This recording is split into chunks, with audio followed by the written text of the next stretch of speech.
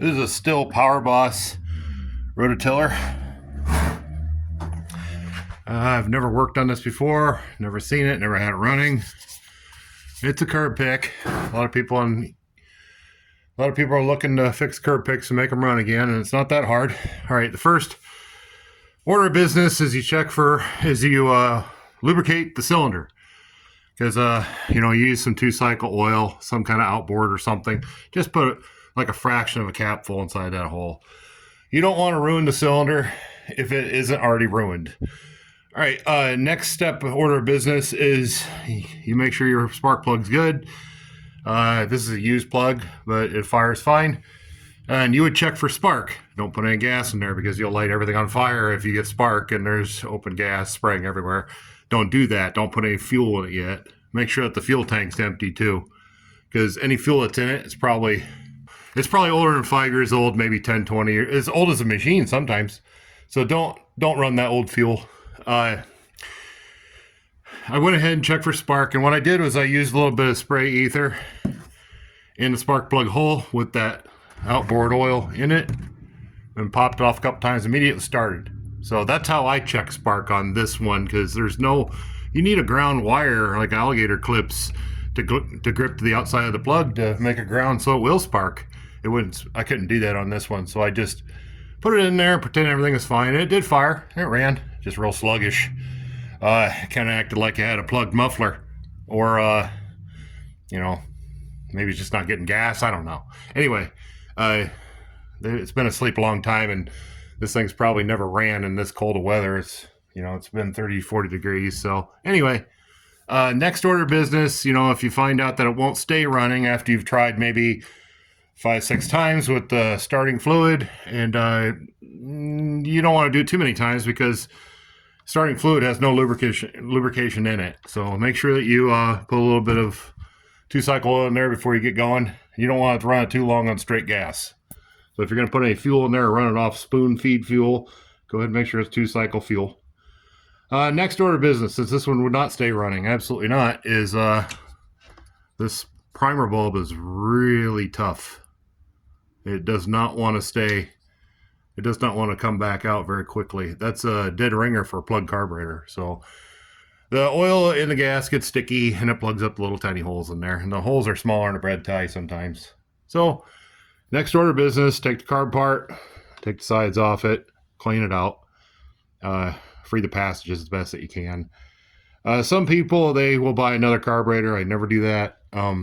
It's just money out of my pocket.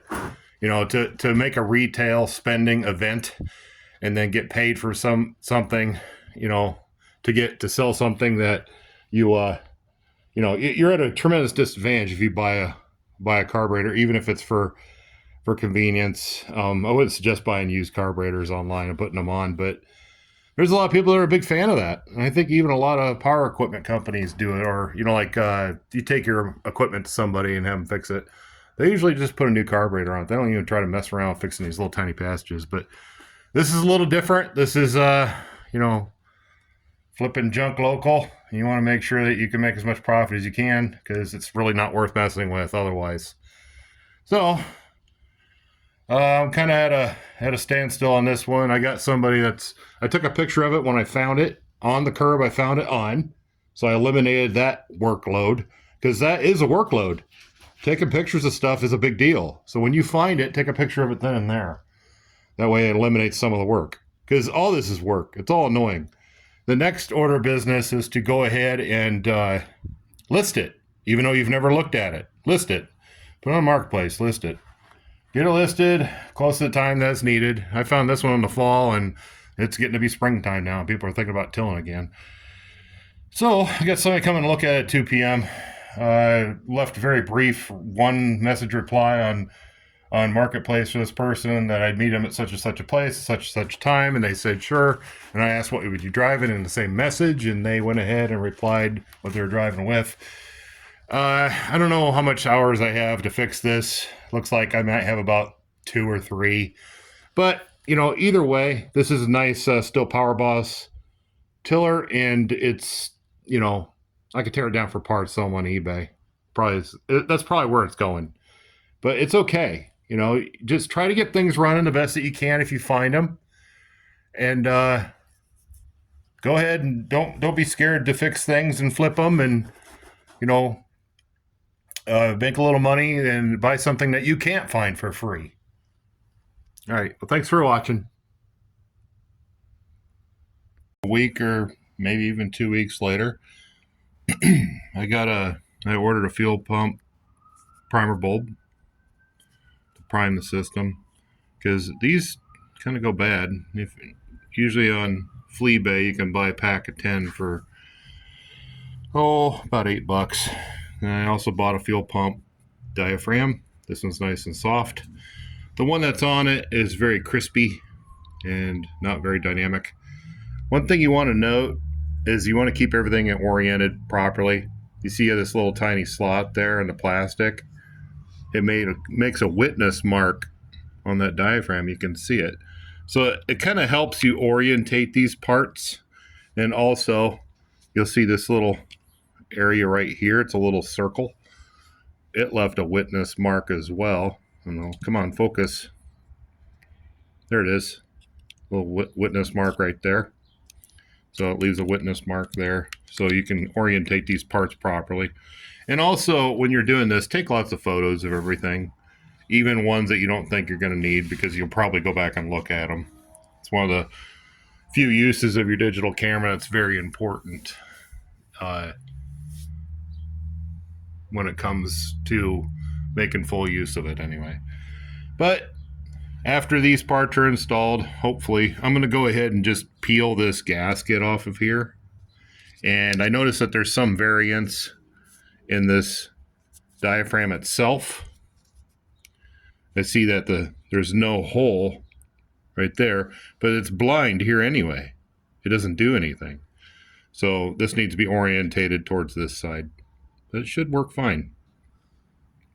Well, this carburetor is pretty rough. We got a needle and seat that, you know, the needle won't even come up without taking a pliers to it. The diaphragm's all crispy and crunchy, and the primer bulb has a crack in it now. So this carburetor is pretty shitty. It might be a good argument for putting a carburetor on it from a buy, but I'm not gonna. I'm just gonna free up this needle and seat, and we got a Christmas tree wire, you know, red tie wire, whatever, and I was gonna poke through little holes in here. There's several little holes in there. You gotta find them. But I need to get a primer bulb and looks like a fuel pump diaphragm. And it should be good to go. The next tip is to keep everything orderly. Make sure that your all your air filter stuff and your little nuts are easy to find. There's those two little nuts. Those are 8mm, but they almost seem like they were an Imperial. Anyway, I got them off. And yeah, keep all your work area real tidy and orderly. You know, don't skimp on making sure everything looks real nice and orderly. And this is really haphazard, so do better than this. Otherwise, you're going to get confused easy. Another good tip is make sure that you take pictures along the way at any steps that you think might be a little bit difficult to replicate. So go ahead and take your pictures. Make sure that they're all easy to understand. Take too many. And not have to worry about mixing these fuel lines backwards and this thing not starting and just driving you crazy.